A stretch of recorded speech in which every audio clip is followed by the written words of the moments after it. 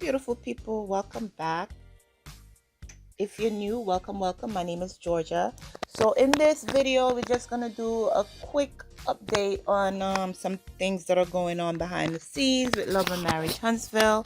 As you guys know, I think it was last week, Martell had to turn himself in. We saw his mugshot. We saw that he got arrested, and then we found out that he bailed himself out, or he was bailed out within a matter of hours. And everybody was speculating as to what happened. Some were saying that he was probably arrested for DV against Ariane. Some were saying that it might have been having to do with the revenge P that he was threatening to put out on his ex-wife Melody Shari. And a lot of people were saying stuff, but he did not address it. But we all saw the mugshots. It was floating all over the internet. The major blogs picked it up and stuff like that.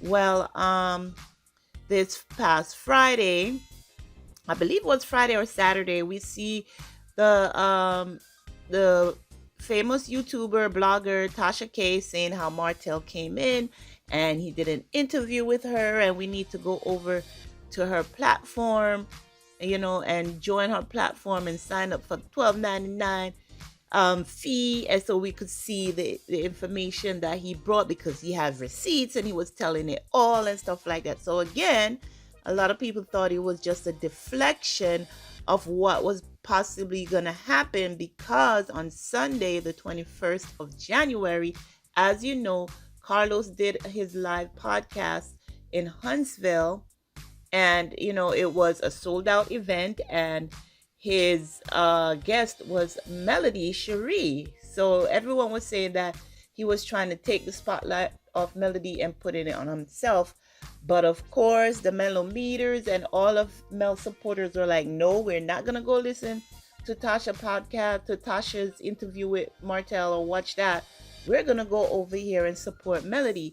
So in one of the Facebook pages that I follow, someone posted an audio of a question that Melody was asked, and she responded. So it's a question about Martell's arrest. So with her response, I'm going to let you listen to it first, and then we're going to come back and discuss it. So here we go. I'm going to let you listen to it. It's a quick 1 minute, 2 minute response. Listen, and then we're going to come back and talk about it. So here it goes. Hey, they ain't leaving me the hell alone. And so, I didn't say that. And so, when I made that decision, it was back in August, September of last year, sorry, we were 2023. I actually flew Lauren in, and I said, I gotta go do this, and I need somebody to be here with me to make sure I do what I know I need to do. So she was like, all right, I'm on my way. And she flew in and drove me, because I had never gone and had to, sign for a warrant, press charges, do any of that. So I didn't even really know where to begin. I was just hitting places.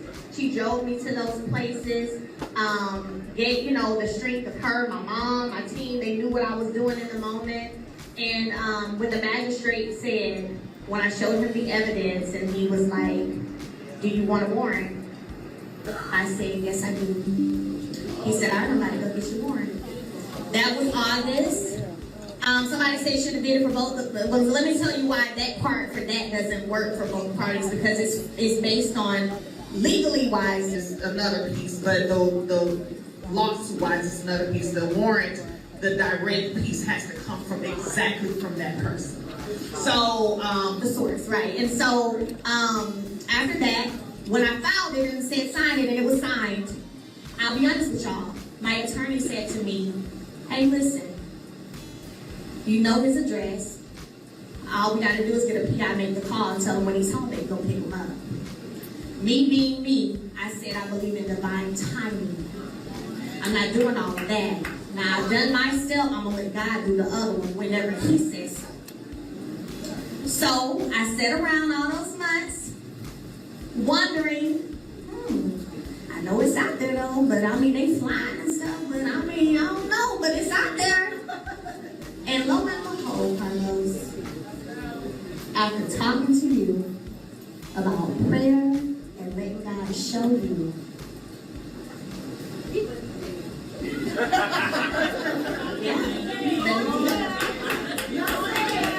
And it wasn't me. I didn't make a call.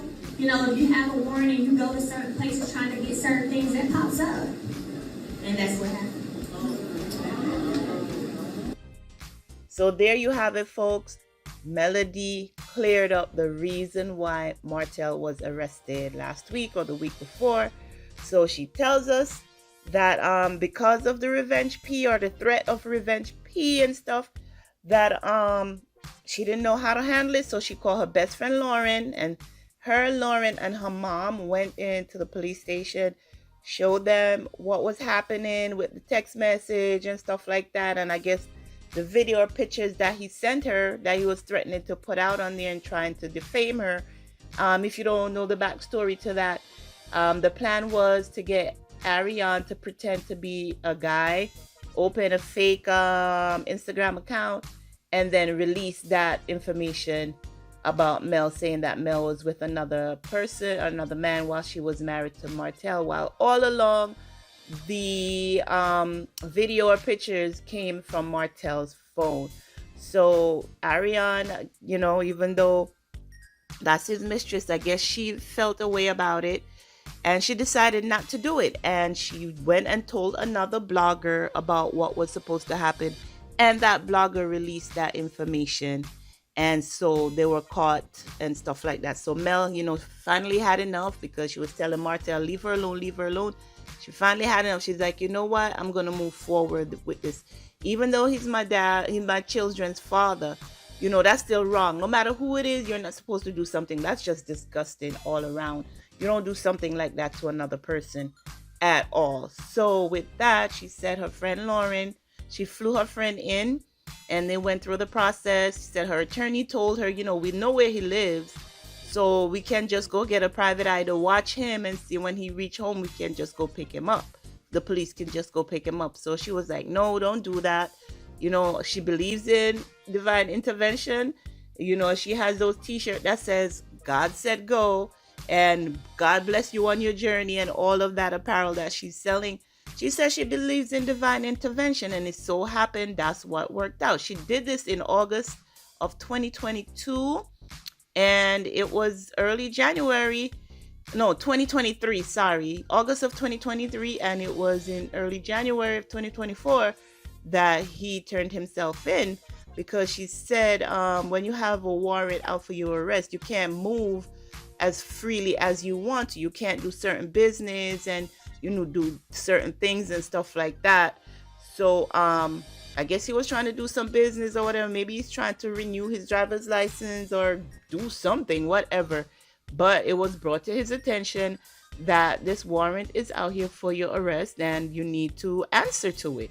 So I guess that's what he went. So now he's in the process of dealing with that. So she said that's what happened. She told him, don't go pick him up just yet. Things will work out. She said he was flying all over the place, and she was wondering, wait a minute, I know this is out there, so how is he still moving around so freely? But eventually it caught up with him, and that's where we have it. I believe Carlos did ask her another question, because, you know, everyone on the internet is saying that the way Carlos is moving, he's trying to get Melody and Martell back together. But as we see, that is not going to happen at all. So there was another question that Carlos asked her, and she answered based on that. Oh, another thing she addressed, because I think somebody in the audience might have screamed out, you know, the warrant should have been for both of them, meaning Martell and Ariane. But as Mel states, she's like, when it was explained to her, she's saying that Ariane was a second recipient of it, so she couldn't really bring any charges against Ariane. She could only do it to Martell because he's the one who put it out there, and so she couldn't get to Ariane. But I'm sure Ariane gonna do something that Melly's gonna be able to get to her for. But like I was saying, Carlos asked her another question regarding, you know, her marriage to Martell at the time, and she answered him. So here goes. She's going to just give her opinion on some stuff. So here it is. I want the world to know how deep is this for you, because at the end of the day, Melody, this is a man who proposed to you on your college graduation day. You have 4 kids by this man, and obviously you were madly in love. You guys were a power couple. You guys were a power couple in the city. You guys built this foundation, and your kids are wonderful. Did you ever think, Melody, in a million years, that your life would end up this way, to where you would even have to do that to somebody who's a father of your kids? Like, were there moments like, you know? Never would have imagined that, but I will say along the way the telltale signs became present. And especially hindsight is everything, right? So sometimes when you get out of a situation, you're able to reflect and see clearly maybe the things you missed or that you overlooked or you didn't pay attention to.